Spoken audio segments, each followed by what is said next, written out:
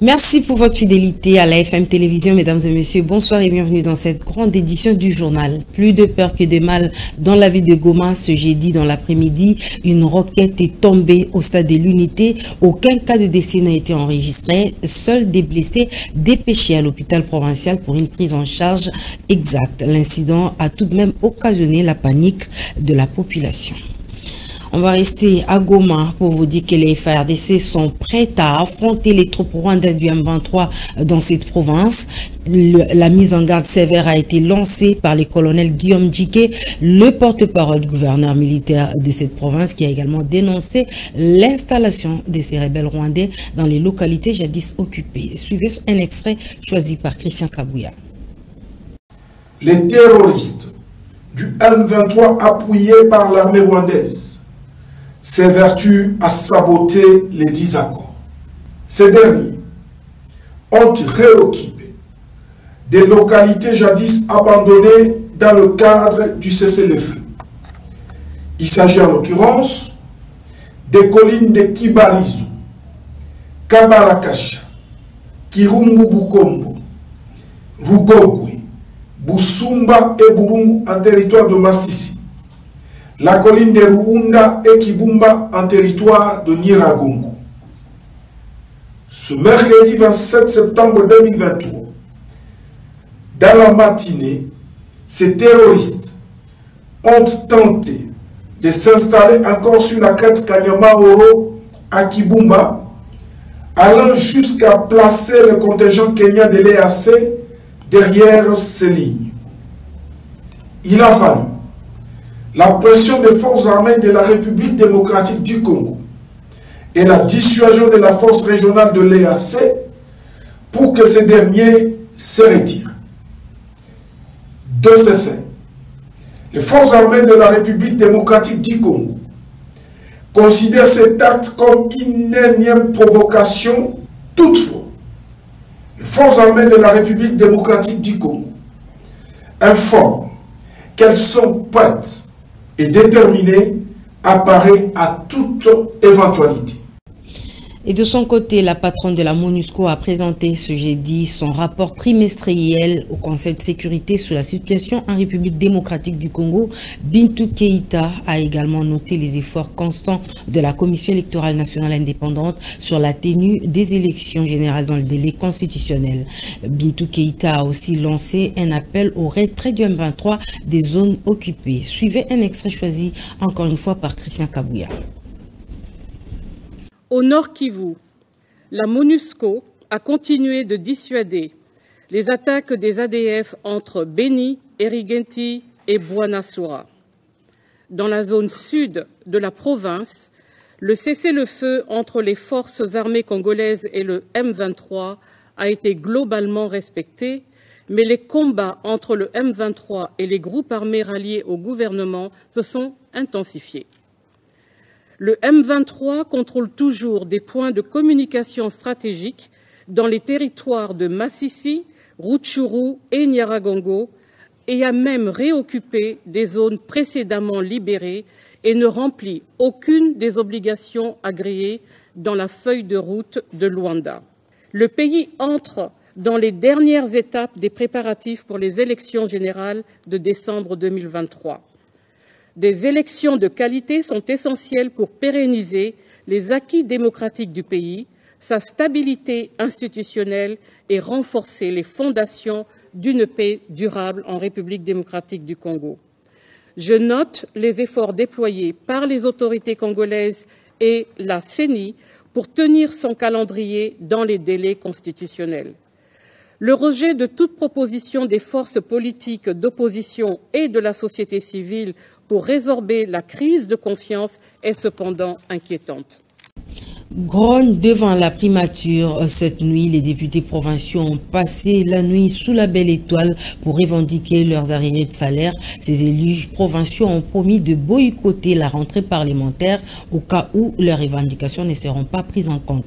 Joseph Majondo pour ces récits. Privés de 4 mois de paiement de leurs émoluments, ces députés provinciaux se sont décidés de passer la nuit du 27 au 28 septembre sous la belle étoile pour réclamer leurs arriérés de salaire.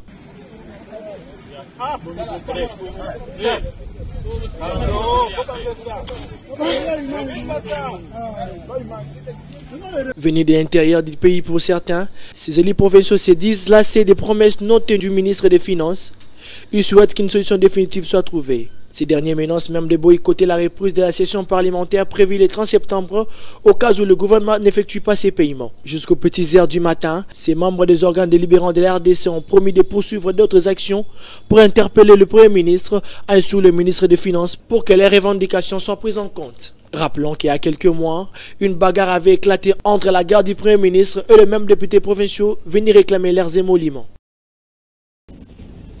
Vous l'avez certainement constaté, après la publication de la liste définitive des candidats à la députation nationale, plusieurs panneaux publicitaires indiquent les numéros et les photos des candidats. Est-ce le début d'une campagne électorale précoce? Tentative de réponse avec Chanty Chako. C'était un regret. Nous regrettons sérieusement puisque ce qui s'est fait ne devrait pas se faire. Et la CENI et les autorités judiciaires devraient sanctionner ceux qui sont en train de se donner à la campagne électorale avant l'heure. Puisque prendre contact avec les bases au niveau des partis politiques, les militants et consorts, ce n'est pas interdit, mais regrouper les gens, passer des messages avec des numéros attribués par la CENI, et numéro tel, ce n'est pas bon, ça devient la campagne électorale. Ça devrait être évité et des actions négatives peuvent décourager ce genre d'actes. Et ce n'est pas seulement les numéros qui sont attribués il y a quelques jours ici. Cela a déjà commencé depuis longtemps. On devrait d'ailleurs agir. La campagne électorale a commencé à Kinshasa d'ailleurs. Je vois les camps de Kinshasa, les banderoles, les effigies partout. Oui, je soutiens le deuxième mandat. Ça, c'est la campagne électorale. Ça aurait dû être sanctionné depuis longtemps. Mais lorsqu'on a commencé à tolérer, on a toléré depuis longtemps. Voilà, ça fait ce bon nombre de chemins et nous ne pouvons que constater. Mais ce ne peut pas rester comme ça. Puisque si ça commence à être mouvementé à ce moment-ci, mais que dire la date est fatidique, le jour du lancement de la campagne électorale, prévu sur le calendrier le 19 novembre. Donc pour nous, c'est une désolation. Nous en appelons à la bonne volonté des animateurs, chacun ce qui les concerne, de pouvoir sanctionner comme il faut ce qui s'adonne à cette campagne électorale précoce et illégale. Et après la publication des palmarès des résultats de l'examen d'État édition 2022-2023, la question suscite beaucoup de polémiques. Le député national Willy Bolio a déposé une question orale avec débat au ministre de l'EPST Tony Mwaba. Suivez les détails avec Blaise Ngongo. Le député national Willy Bolio du Fonds commun pour le Congo FCC a saisi les bureaux de la Chambre basse du Parlement ce mardi 26 septembre 2023 pour interpeller le ministre de l'EPST Tony Mwaba Kazadi de s'expliquer sur la publication des résultats de l'édition 2023 dont les résultats ont été publiés 2 fois, mais également sur l'exigence de paiement des frais de participation des épreuves à l'examen d'État édition 2024 avant le 25 octobre prochain. En outre, Tony Mwaba est reproché notamment d'avoir signé un accord avec une entreprise privée pour capturer les photos finalistes de l'édition 2024, à en croire l'élite de Maïndombe, Willy Bolio. Cette interpellation intervient tout juste après une seconde vague de publication des résultats. Le ministère de l'enseignement primaire, secondaire et technique avait tenté d'éclairer l'opinion sur sa bourde, visiblement de couper court au tollé qui ravivait la toile au point de discréditer le secteur éducatif en RDC. Pour lutter contre la fraude fiscale dans l'opération de perception des taxes journalières, la commune d'Ngaba et la société Okapi Finance ont signé un accord de coopération pour cette opération fiscale. C'était à l'issue d'un tête-à-tête entre le bourgmestre de la commune d'Ngaba, Francis Emelolinga, et madame la directrice de cette firme, Gisèle Mouepou. Je vous propose de suivre des plus amples détails donnés par les bourgmestres de la commune d'Ngaba. Ma satisfaction est que je pense qu'on arrive petit à petit à sortir Ngaba de l'isolement. On arrive aujourd'hui à voir que des grandes dames comme Gisèle viennent à Ngaba. Je ne pense pas qu'elle aurait même imaginé un jour fouler ses pieds en Ngaba si on n'a pas fait ce lobbying. Donc je pense que la satisfaction est là.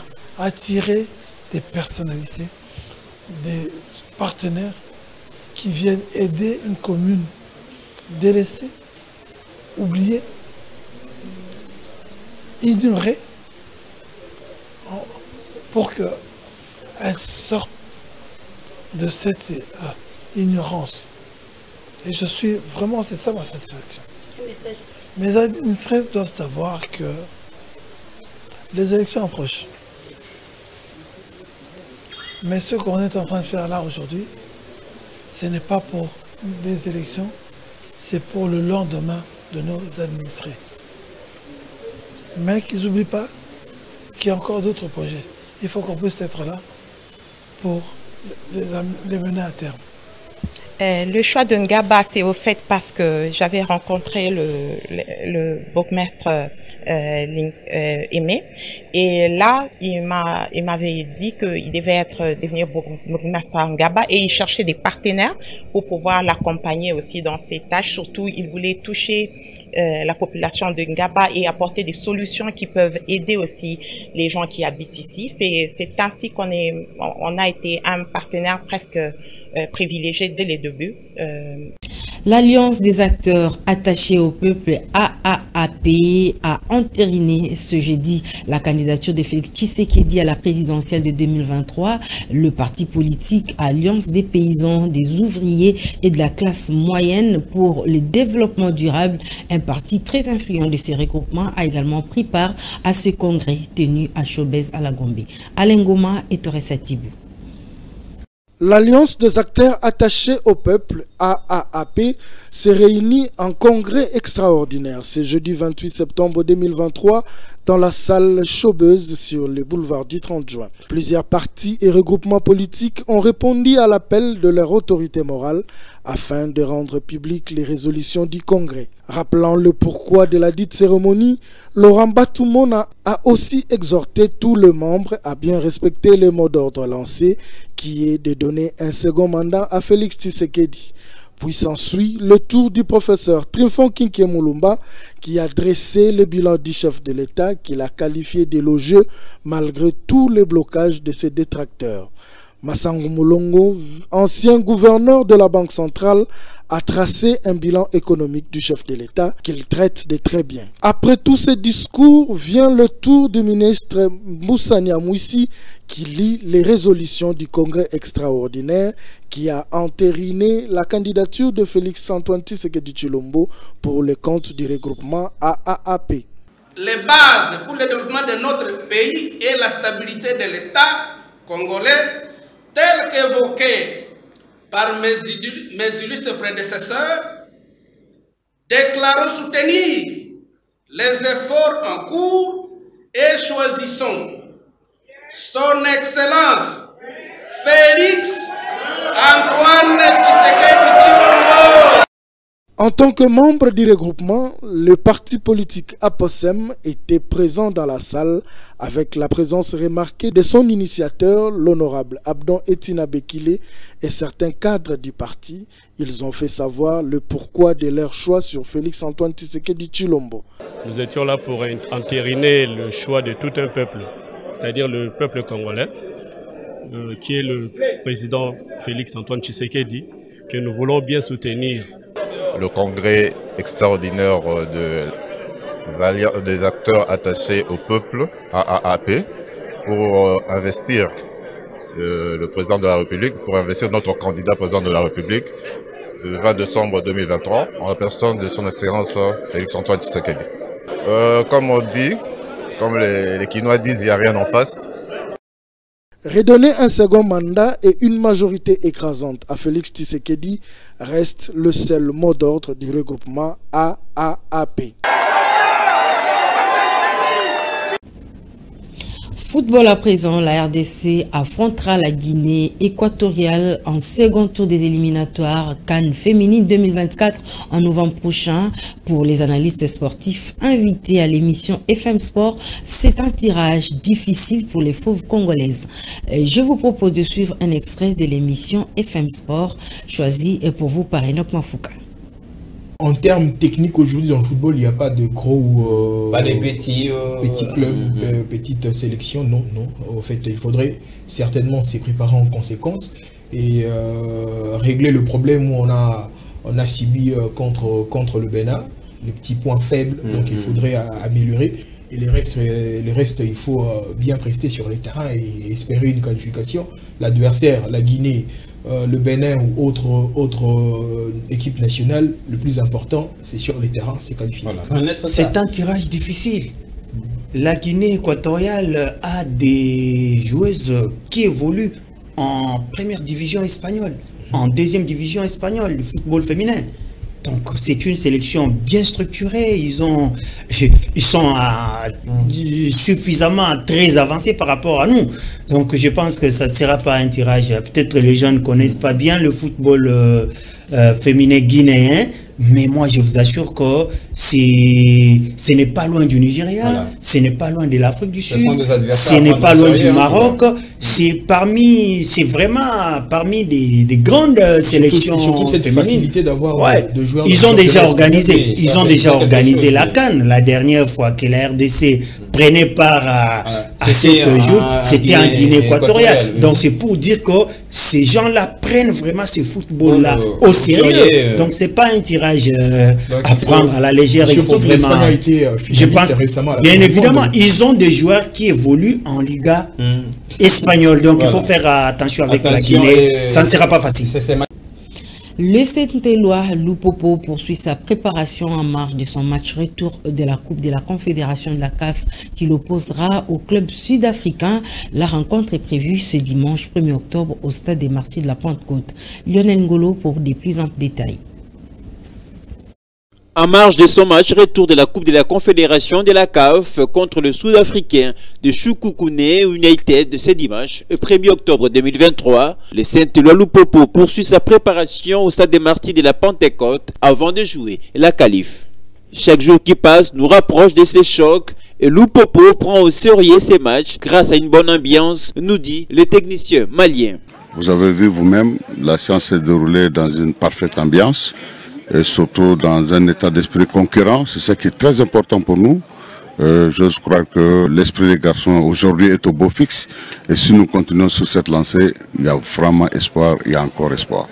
Mohamed Magazouba, très confiant et serein, pense que son équipe sera à 100% prête le jour J. Je crois avec tout ce que nous sommes en train de faire ensemble avec l'ensemble de la famille Lupopo, les enfants sont revenus en des meilleurs sentiments et j'ose croire qu'ils vont s'exprimer à 100%, pour ne pas dire des 100%, de leur capacité compétitive pour faire plaisir à cette nation sportive de football.